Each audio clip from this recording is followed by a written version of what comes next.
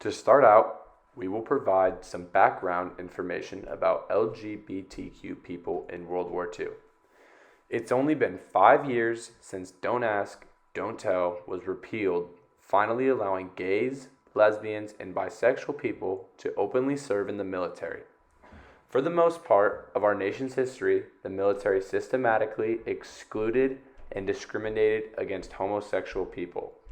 But despite attempts to ban gay service members and to stamp out all evidence of homosexuality in the armed forces, the military's persecution did not keep same-sex desire in the closet. World War II had many LGBTQ soldiers who kept their sexuality suppressed while fighting for their countries so they would not be discharged. These experiences in the war did not waver their pride in their country, but did cause day-to-day struggles for the people in the war and struggles and discrimination towards them after the war.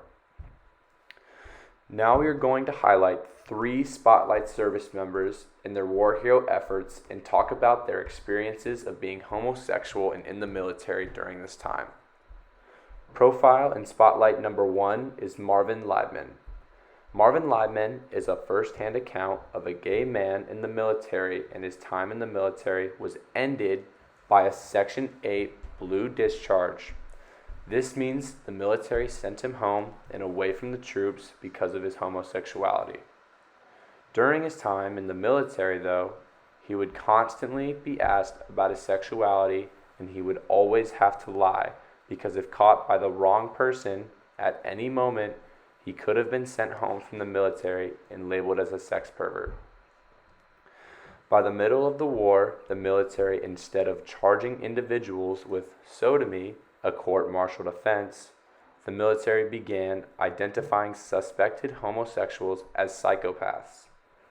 Despite the threat of persecution, gay and lesbian service members, including Marvin, thrived during World War II.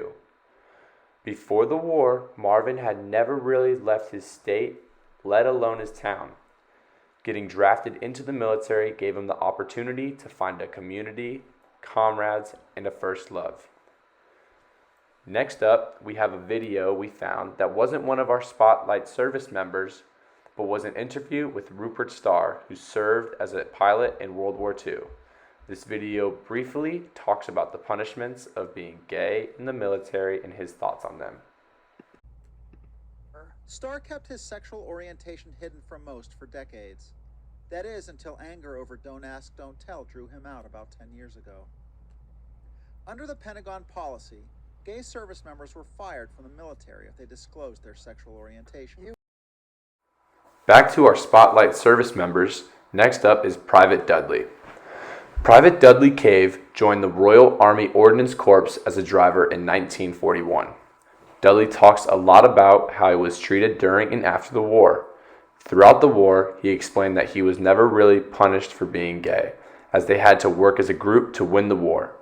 He explained that the worst punishment people got, which was when they were caught having gay intercourse, was being assigned to hard labor for a few weeks to knock the queerness out of them, he states. He says the military believed this would, in their minds, turn them into real men.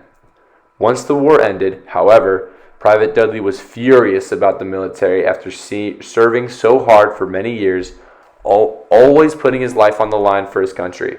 They asked him to resign, and when he answered no, they sacked him, as well as many other gay people. They disowned all of them and did not give him any respect for helping in their war efforts. Our last Spotlight for service members is Alan Turing. Alan Turing was a very influential homosexual mathematician and scientist during World War II. He invented the Turing machine, which was one of the biggest influences in computer science and served as the foundation for the modern computer. By deciphering German codes, he helped the British win the war. Despite his great successes, he was convicted of indecency by the British military, which in return, his accomplishments in the war were not recognized, and nobody thought of him as a war hero at all because of his homosexuality. In conclusion, to finally give an answer to this driving question, yes, LGBTQ service members were discriminated against during the war, but it did not necessarily make life during the war for them extremely difficult. For instance, Marvin, Private Dudley, and Rupert Starr, in his video, all say they've made lifelong relationships in the military and that their time in the military was not difficult because of their homosexualities. It was after their time serving where they were not recognized for their accomplishments, discharged, or asked to leave the military because they are homosexual that made them upset and discriminated against.